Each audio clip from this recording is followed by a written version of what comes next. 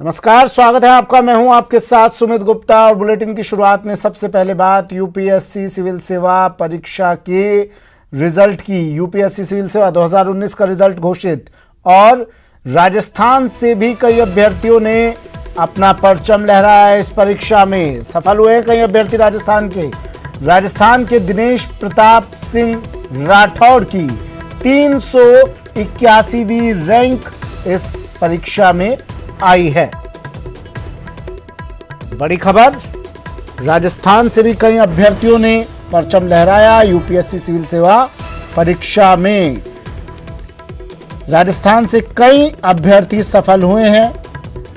दिनेश प्रताप सिंह राठौड़ की 381वीं rank UPSC civil सेवा 2019 परीक्षा में आई है।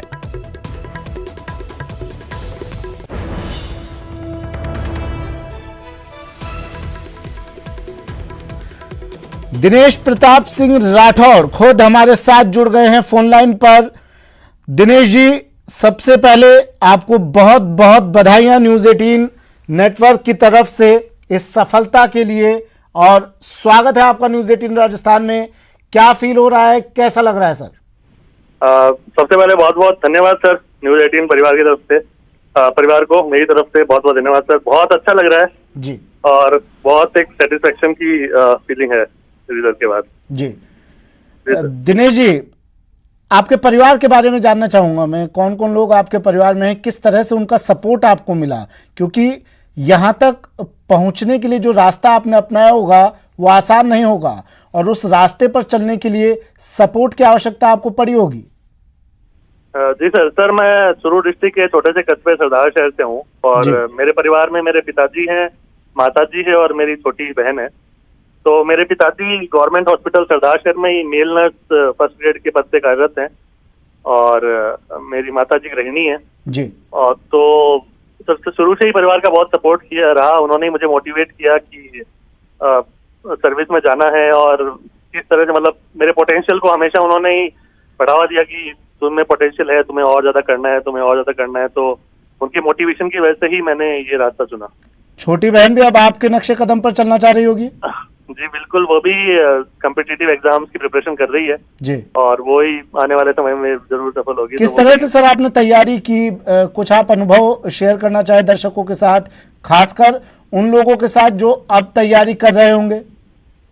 हाँ सर, मेरी तैयारी मेनली सेल्फ स्टडी ओरिएंटेड रही, जिसमें मैंने जो पुराने साल के जो सफल विद्यार्थी हैं उनकी किस तरह तैयारी रही, उन्होंने क्या पढ़ा, उस तक की हिसाब से मैंने अपनी तैयारी की।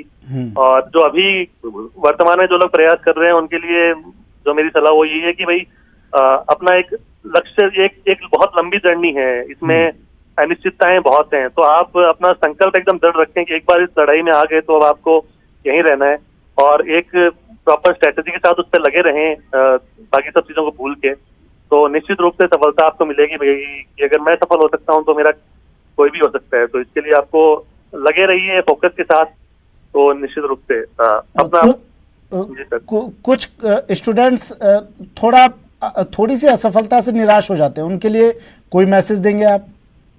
जी सर, मैं खुद इससे गुजरा हूँ, ये मेरा दूसरा प्रयास है। पहले प्रयास में भी मैं इंटरव्यू तक पहुंचा था, लेकिन मेरा फाइनल लिस्ट में नाम नहीं आया, तो मैं बहुत निराश था एक दिन के लिए। लेकिन वही की बात की, अब ये तो जब कोई बच्चा तैयारी शुरू करता है तो उसको पहले से पता होता है कि भाई अनिश्चितताएं तो है इसमें, तो हमको वो सब नहीं सोचना चाहिए कि भाई अब आ गए हैं तो करना ही है, तो बस ठीक है। निश्चित से थोड़ा उदास तो होता ही है, सिलेक्शन नहीं होता है, लेकिन वो 1-2 दिन की आप उदासी लें और उसके बाद छोड़ के वापस से तैयारी में लग जाए।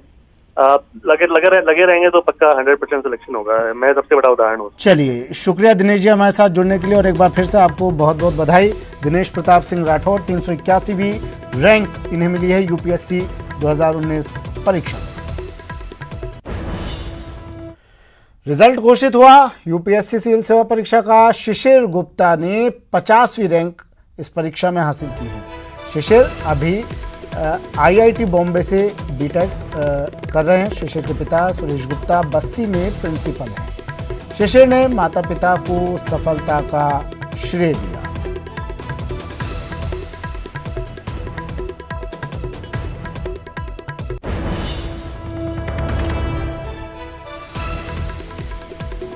वहीं यूपीएससी में परी विश्नोई ने भी 30वीं रैंक हासिल की। परी की मां अजमेर में जीआरपी थाना अधिकारी पद पर तैनात हैं। परी विश्नोई ने भी कुछ देर पहले न्यूज़ 18 राजस्थान से बात की थी और अपने एक्सपीरियंस, अपने अनुभव शेयर किए थे और मैसेज सिर्फ एक दिया था, असफलता से घबराना नहीं है।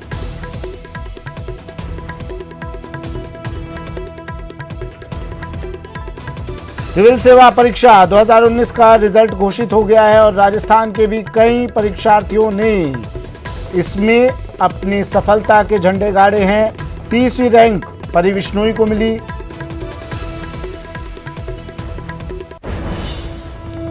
और बड़ी खबर आ रही है विधायकों की खरीद फरोख्त मामले से जुड़ी। हाईकोर्ट से 13 अगस्त को मामले की सुनवाई होगी। हाईकोर्ट में 13 अगस्त को मामले की सुनवाई होगी।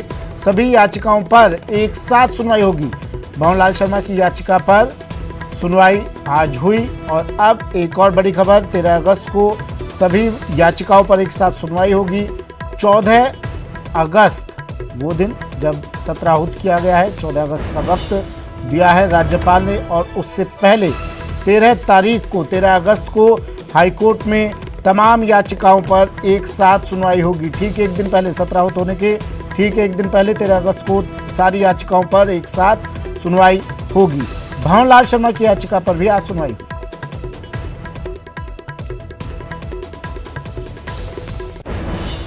सचिन कुमार मेरे सहयोगी हमारे साथ फोन लाइन पर जुड़ गए हैं। सचिन, 13 तारीख अब फिक्स हो गई है जब सारी याचिकाओं पर एक साथ सुनवाई होगी हाईकोर्ट में। बिल्कुल, देखिए आज राजस्थान हाईकोर्ट ने नोटिस जारी कर दिए। राज्य सरकार और महेश जोशी को नोटिस जारी किए गए और जो 2 याचिकाएं हैं उन दोनों याचिकाओं पर सुनवाई हुई थी। इसके अलावा कोर्ट के समक्ष ये बात भी थी कि कल एक तीसरी एफआईआर जो दर्ज की एसओजी ने, उस पर सुनवाई होनी है और 6 तारीख को जो एसीबी में मामला थे उस पर सुनवाई होनी है। और चारों जो याचिकाएं हैं वो भंवरलाल शर्मा की ओर से ही दायर की गई है। इस पर कोर्ट ने आज ये कहा कि सभी याचिकाओं को हम एक साथ सुन लेंगे और एक साथ सुनकर इस पर सुनवाई कर लेंगे। ऐसे में सभी याचिकाओं के लिए 13 तारीख फिक्स कर दी गई है। हालांकि सरकार की तरफ से कहा गया, जो स्पेशल पीपी अपॉइंट हुए थे अनिल उपन, उन्होंने कहा कि देखिए जो एफआईआर है उसमें 124A का मामला लगाया हुआ है, जिस तरह की बात हम पहले कर रहे थे। तो 124A एसओजी ने हटा ली है और मामला एसीबी को सुपुर्द कर दिया गया है। एसीबी इस पूरे मामले को दर्ज करेगी और जो एफआईआर है उसमें 124A की धारा को उन्होंने चुनौती दी है क्रैश करने के लिए। तो हम ये मानते हैं कि याचिकाएं सारहीन हो गई, इसमें नहीं सुना जाना चाहिए। लेकिन जो दूसरे पक्ष के वकील थे, यानी जो भंवरलाल शर्मा के वकील थे, उनका ये कहना था कि धारा जरूर हटा ली गई है, लेकिन अभी भी मामले जो है, जो एविडेंस इन्होंने कलेक्ट करे हैं, जो हमारे खिलाफ मामला इन्होंने बनाया है, वो पूरी तरह से क्रैश होना चाहिए। तभी वो जितने भी सबूत हैं जो ट्रांसफर हुए हैं उनकी कोई वैधता नहीं रहेगी। ऐसे में याचिका को सारहीन नहीं माना जा सकता। इस तरह के आर्गुमेंट आज कोर्ट के अंदर रहे थे। इसके बाद कोर्ट ने कोई इंटरिम रिलीफ भंवरलाल शर्मा को नहीं दिया। हालांकि भंवरलाल शर्मा चाहते थे कि फिलहाल जांच पर रोक लगा दी जाए, लेकिन इंटरिम रिलीफ कोर्ट ने देते हुए मना कर दिया देने से और सभी याचिकाओं को 13 अगस्त के लिए एक साथ रख दिया है कि अब सभी याचिकाओं की एक साथ 13 अगस्त को सुनवाई की जाएगी। चलिए, शुक्रिया सचिन तमाम जानकारी के लिए। तो 13 अगस्त को सभी याचिकाओं पर एक साथ सुनवाई होगी। भंवरलाल शर्मा की याचिका पर सुनवाई एक साथ होगी।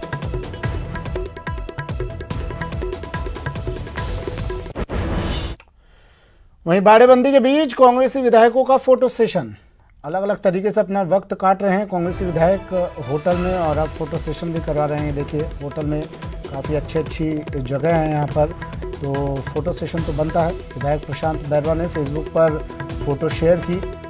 यूनाइटेड कलर्स ऑफ कांग्रेस के नाम से ये फोटो शेयर किए गए हैं। साथ ही विधायकों के साथ ये फोटो शेयर किए गए। फोटो में अशोक चांदना, साले मोहम्मद, विजयपाल मिर्धा, सुदर्शन सिंह, अमित चाचाण दिखाई दे रहे हैं।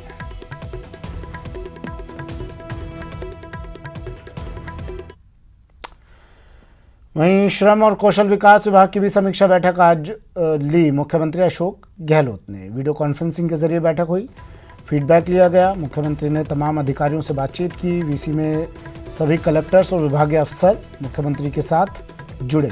सीएम गहलोत ने सभी अफसरों को दिशा निर्देश दिए, किस तरह से इस टाइम पीरियड में काम करना है। कोरोना से प्रभावित प्रवासी मजदूरों को रोजगार से जोड़ने पर भी चर्चा इस वीसी में की गई। स्किल डेवलपमेंट पर जोर देने के निर्देश मुख्यमंत्री ने दिए। साथ ही सीएम गहलोत ने विभागीय योजनाओं का भी रिव्यू किया।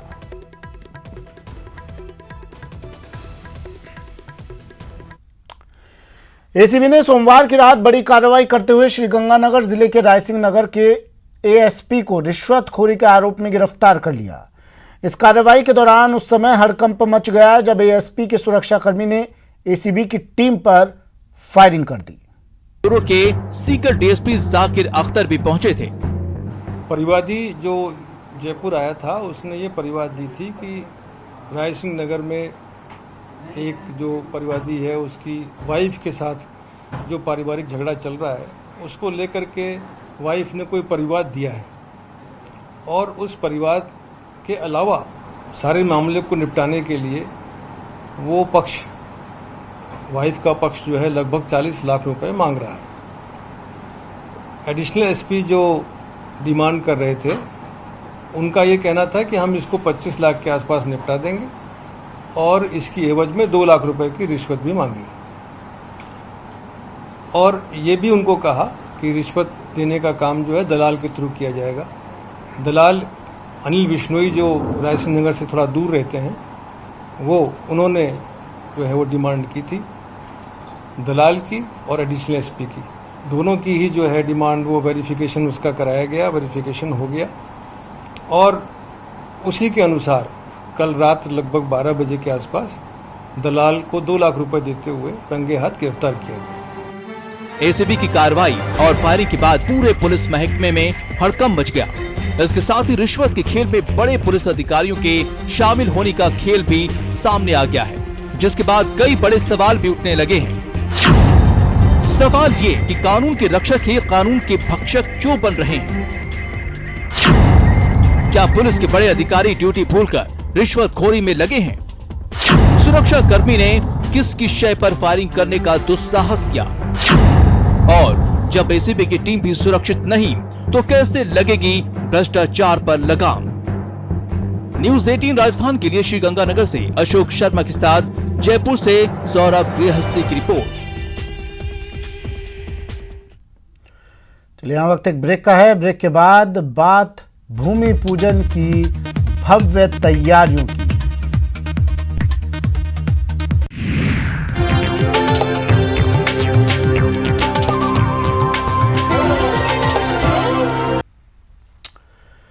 ब्रेक के बाद स्वागत है आपका। राम मंदिर निर्माण के लिए भूमि पूजन होने जा रहा है, लेकिन उससे पहले आइए आपको दिखाते हैं कैसा होगा भव्य राम मंदिर। राम मंदिर की इन तस्वीरों को देखिए, ऐसा ही होगा राम मंदिर। अद्भुत कलाकृति का बेजोड़ नमूना देखिए। मंदिर की हर हिस्से में नक्काशी को देखिए।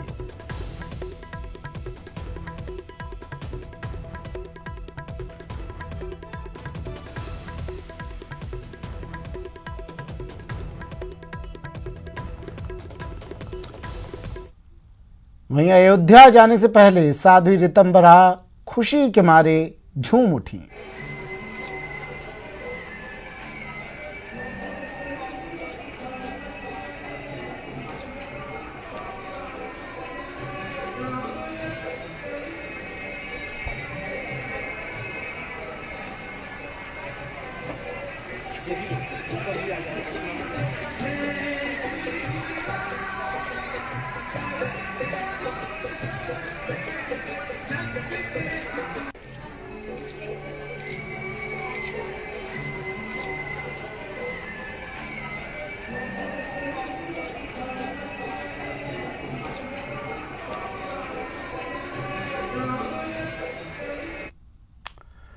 और यूपीएससी सिविल सेवा परीक्षा की बात कर लेते हैं। फिर से 2019 का रिजल्ट घोषित हो गया है और शिशिर गुप्ता ने 50वीं रैंक हासिल की है। शिशिर गुप्ता, तस्वीरें आपको टीवी स्क्रीन पर दिखा रहे हैं हम। शिशिर आईआईटी बॉम्बे से बीटेक है। शिशिर के पिता सुरेश गुप्ता बस्सी में प्रिंसिपल है। शिशिर ने माता पिता को सफलता का श्रेय दिया है और जैसे ही रिजल्ट घोषित हुआ उसके बाद बधाई देने वालों का तांता लग गया, सिलसिला शुरू हो गया बधाइयों का। शिशिर को 50वीं रैंक शिशिर को मिली है। अभी आईआईटी बॉम्बे से बीटेक कर रहे हैं शिशिर और उसके बाद से लगातार उनके घर पर बधाई देने वालों के सिलसिले लग गए हैं। लोग पहुंच रहे हैं और शिशिर इस सफलता का श्रेय शिशिर अपने माता हमारे पिता साथ को में दे रहे हैं। बातचीत के लिए इस समय मौजूद हैं। शिशिर का 50वीं रैंक इन्होंने हासिल की है। किस तरह की सबसे पहले खुशी, किसको आप श्रेय देना चाहेंगे? और फ्रेंड्स को देना चाहूँगा और टीचर्स को भी। किस तरह की तैयारी की गई आप द्वारा और किस तरह से आप एश्योर थे कि ये जो रैंक है टॉप 50 के अंदर आप जगह बनाने में कामयाब हो पाएंगे? तैयारी तो बार की तरह सेम, बिकॉज इससे पहले मैंने इंटरव्यू दिया था तो मुझे ये था कि बस अपनी प्रिपरेशन थोड़ी रिफाइन करनी है, ऐड करनी है मेंस, ताकि मैं अपना मेंस का स्कोर इम्प्रूव कर पाऊँ। और उसके अलावा मतलब यही है कि इंटरव्यू में भी इस बार थोड़ा ध्यान था मेरा थोड़ा ज़्यादा, कि बिकॉज इंटरव्यू में लास्ट टाइम स्कोर कम था तो उस पर मैंने थोड़ा फोकस किया था। इंटरव्यू में किन चीज़ों पर खास तौर पर आपकी मशक्क़त रही और कैसा रहा इंटरव्यू? इंटरव्यू एक्चुअली मैंने ये कोविड पीरियड के बाद जो पहले पोस्टपोन हो गए थे तो मैंने अभी जुलाई में अपना इंटरव्यू दिया है। एंड उससे पहले तो अब ये था कि थोड़ा बहुत तो डिटेल हुई थी प्रिपरेशन इंटरव्यू में, बिकॉज ये नहीं पता था कि एक्चुअली इंटरव्यू में क्या पूछा जाएगा उस बारे में मुझे किसी को भी कोई आइडिया नहीं था। बट मैंने अपना जो डैफ होता है डिटेल्ड एप्लीकेशन फॉर्म, तो उस पर मैंने फोकस किया था एंड उसी को मैंने बेस बना के आगे कंटिन्यू किया था। शिशिर गुप्ता 50वीं रैंक हासिल करने वाले, उनके परिजन भी हमारे साथ में बातचीत करने के लिए। माता जी, किस तरह की खुश? किसी का तो बयान ही नहीं कर सकती, बहुत ज़्यादा सफलता मिली है मेरे बच्चे को। जो मैं चाहती थी वैसा मेरे बच्चे को सफलता मिल गई है। आप लोगों ने किस तरह से सपोर्ट किया शुरू से ही? शुरू से हमने पूरा सपोर्ट किया। जैसे जैसे ये बड़ा होता गया, पढ़ाई करता गया, चलता गया, वैसे वैसे इनके साथ चलते रहे और ये पढ़ाई करता रहा। कहीं भी हमने इसको नहीं रोका। पिता सुरेश जी हमारे साथ में बातचीत के लिए मौजूद। सर, किस तरह से बेटे को शुरुआत से ही आपने गाइडेंस दी, प्रिंसिपल होने के नाते किस तरह से शिक्षा के क्षेत्र में आपने ध्यान रखा? एक्चुअली वो शुरू से साइंस बैकग्राउंड से था और इनका भी सब्जेक्ट पीसीएम भी मैंने दिलवाया था और शुरू से ही मैं इनको भी घर पे भी तैयारी कराता था, पढ़ाता था। और वैसे कभी इन्होंने ट्यूशन वगैरह नहीं ली, अपने हिसाब से ही बहुत अच्छे से तैयारी करते रहे। शुरू से ही स्कूल में भी टॉपर रहा है और बहुत अच्छा इससे तैयारी। स्कूल में भी टॉपर रहे। शिशिर, आप किस तरह से आप आगे अपनी रैंक के अनुसार उम्मीद कर रहे हैं? किस तरह से सेवाएं देना चाहेंगे? सोसाइटी के लिए क्या कुछ करना चाहेंगे? देखिए, सेवाएं तो जो भी मुझे गवर्नमेंट की ट्रेनिंग के बाद जो भी डिपार्टमेंट अलॉट होगा तो उसमें मैं अपना बेस्ट ही देना चाहूँगा। एंड उसके अलावा कुछ फोकस जो भी रहेगा, मेरा मेन फोकस रहेगा वो एजुकेशन डिपार्टमेंट में। अगर कभी मुझे काम करने को मिलता है तो वहाँ मैं थोड़े रिफॉर्म्स लाना चाहूँगा, बिकॉज आज भी हम देख रहे हैं कि काफ़ी प्रॉब्लम्स फेस करते हैं स्टूडेंट जो हैं। आप लोग यहाँ पे काफ़ी प्रॉब्लम फेस करते हैं। फिर आप की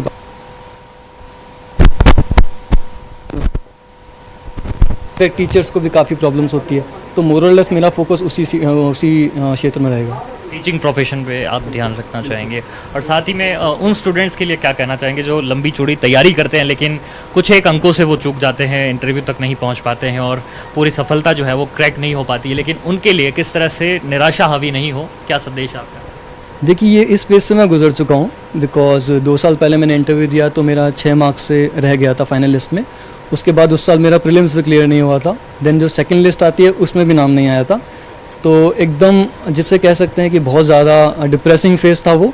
बट सबकी लाइफ में अप्स एंड डाउन्स आते हैं। सो अगर आप एकदम डेडिकेटेडली और पैशनेटली अपनी प्रिपरेशन कंटिन्यू रखेंगे और बेसिक्स पे ध्यान देके चलेंगे, सो आई थिंक आपको सक्सेस ज़रूर मिलेगी। हिम्मत नहीं हारे, मेहनत। बिल्कुल नहीं, यस बिल्कुल।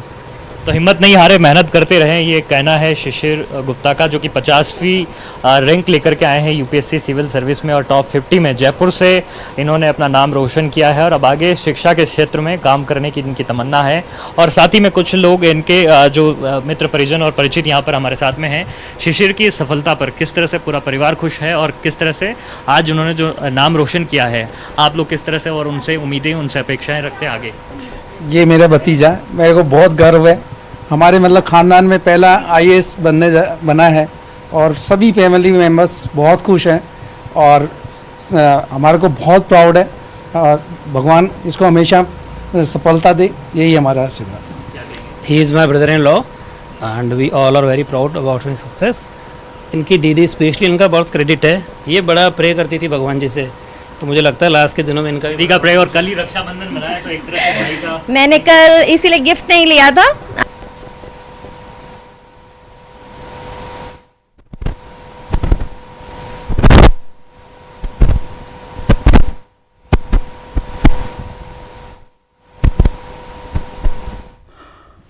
तकनीकी कुछ खामियां हैं जिनकी वजह से आवाज़ नहीं पहुंच पा रही है, लेकिन ये एक्सक्लूसिव तस्वीरें टीवी स्क्रीन पर आपको दिखा रहे हैं।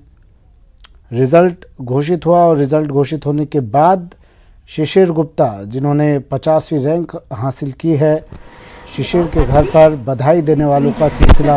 ये हमारी चाची हैं, शी इज़ शाय।